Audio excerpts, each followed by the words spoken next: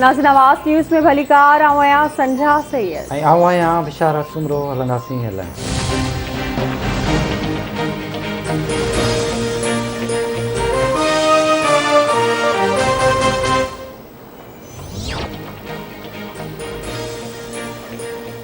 नाणे वारे वफ़ाक़ी वज़ीर शौकत तरीन फिनांस तरमीमी बिल 2021 क़ौमी असैम्बली में पेश करे छॾियो। अपोज़िशन तरफ़ां बिल जी मुखालिफ़त। क़ौमी असैम्बली जे अॼोके इजलास में हुकूमत तरफ़ां बजट जी मंज़ूरी वरिती वेंदी। वज़ीर आज़म इमरान ख़ान, अॻूणो सदर आसिफ़ अली ज़रदारी ऐं PP चेयरमैन बिलावल भुट्टो ज़रदारी ऐवान में पहुतल। PP मेंबर ख़ुर्शीद शाह जो चवणु आहे त हुकूमत ग़रीब अवाम जी ख़्वाहिशुनि खे चीभाटे छॾियो आहे। ॾिसणो आहे त ग़रीब जे पेट में मानी आहे या न। अवाम जी ख़ुशहाली ई बहितर मईशत जी निशानी आहे। अॼु जे दौर में मार्शल लॉ जी का बि गुंजाइश मौजूदु न आहे। बजट में 11 खां 1200 अरब रुपयनि जा टैक्स लॻाया विया आहिनि। 70% माण्हुनि जो रोज़गार ज़राइत सां ॻंढियल आहे। हुकूमत आबादगारनि ते टैक्स लागू करे छॾिया आहिनि। यूरिया भाण जी क़ीमत हारियुनि जी पहुच खां चढ़ी वई आहे।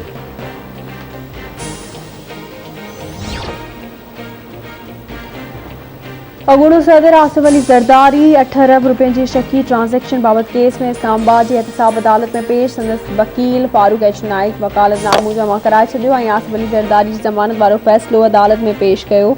अदालत आसिफ़ अली ज़रदारी खे हाज़िरी लॻाए वञण जी इजाज़त ॾेई छॾी। शरीक जवाबदार मुश्ताक अहमद खे ॿीहर नोटिस जारी। आसिफ़ अली ज़रदारी जो चवणु आहे त अफ़गानिस्तान जी सूरत हाल ख़तरनाक आहे। उन जा असर पाकिस्तान ते पइजी सघनि था। अफ़गान मामले ते नज़र बि रखणी आहे ऐं गौर वीचार बि करणो आहे। इसराइल सां राब्तनि जे मामले ते पार्लियामेंट खे एतमाद में वरितो वञे।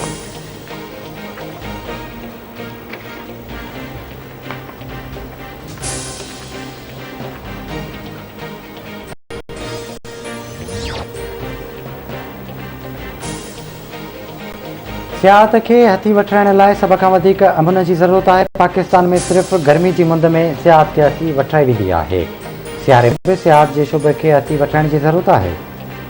सोशल मीडिया जे इस्तेमाल सबबि सियाहत जे शोबे में इज़ाफ़ो थियो। वज़ीर आज़म इमरान ख़ान जूं नारान में मीडिया सां ॻाल्हियूं। वज़ीर आज़म जे क़ौमी सलामती बाबति सलाहकार मोईद यूसुफ इसराइली इख्तियारनि सां मुलाक़ात जी तरदीद करे छॾी। मोईद यूसुफ जो चवणु आहे त ख़बर पई आहे त हिकु वॾी सियासी जमात तरफ़ां चयो वियो आहे त आउं ॻुझे नमूने इसराइली इख्तियारनि सां मिलियो आहियां। इहा ॻाल्हि ॾाढी मायूस कंदड़ आहे। इहा ॻाल्हि रिकॉर्ड ते आहे त हू कंहिं इसराइली अमलदार सां कॾहिं मुलाक़ात नाहे कई ऐं न ई कंहिं ऑफिशियल दौरे ते इसराइल वियो आहे।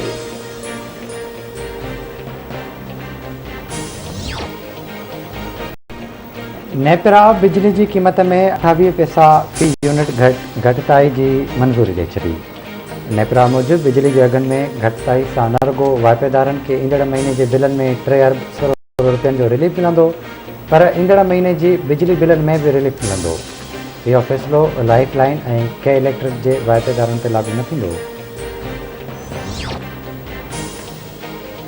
सिंध असैम्बली में एहतजाज ऐं खट खणी अचण ते स्पीकर तहरीक इंसाफ़ जे 8 असैम्बली मेंबरनि जे ऐवान में दाख़िला ते पाबंदी लागू करे छॾी। सेक्रेटरी असैम्बली जी रिपोर्ट ते स्पीकर आगा सिराज दुरानी तहरीक इंसाफ़ जे मेंबरनि सईद आफरीदी, राबिस्तान खान, अरसलान ताज, मोहम्मद अली, अज़ीज़ शाहनवाज़ जदून, बिलावल अहमद ऐं राजा अज़हर जी हलदड़ सेशन दौरान ऐवान में दाख़िला ते पाबंदी लॻाई वई आहे। PTI क़यादत पाबंदी जी मज़म्मत कंदे चयो आहे त स्पीकर सिंध हुकूमत जी दबाव में अची मेंबरनि ते पाबंदी लॻाई आहे।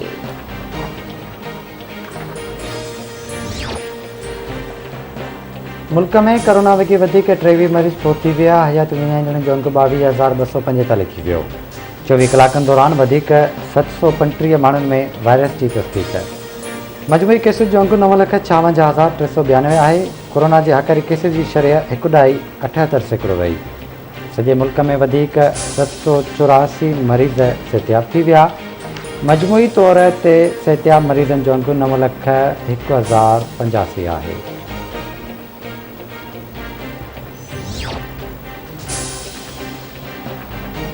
हैदराबाद में बासन पारां बेदर्दी सां क़त्ल कयल पोरियर ठारू शोरो जे केस जे मुक़ाबले में मक़ामी अदालत में ॿुधणी केस में नामज़द जवाबदार फरमान शाह, शाह महमद शाह ईशान शाह ऐं रिज़वान शाह अदालत में पेश। अदालत जवाबदारनि जी उबूरी ज़मानत में 2 ॾींहनि जी वाध करे छॾी।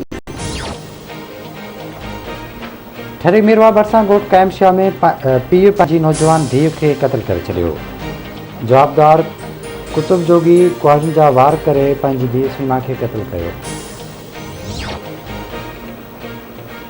मीरपुर माथिलो भरिसां जरवार जे ॻोठ बाहू खुश्क में उड़ी विघे 2 ॿारनि जे फौत थियण बाबति ख़बर आवाज़ टीवी ते नशर थियण खां पोइ सूबाई वज़ीर अब्दुल बारी पिताकी ऐं DC घोटकी नोटिस वठी छॾियो। इंतिज़ामिया जे नोटिस खां पोइ सिहत खाते में थरथलो मची वियो। डॉक्टरनि जी टीम मुतासिर ॻोठ पहुची वई। ॿारनि खे बचाव जा टुका लॻाया विया।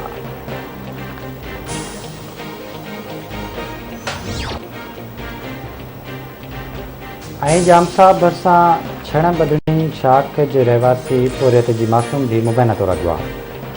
पेनू फ़क़ीर शइ वठी ॾियण बहाने ॿाड़ी नुसरत जागीराणी खे खणी वियो। संदसि वारिस परेशान।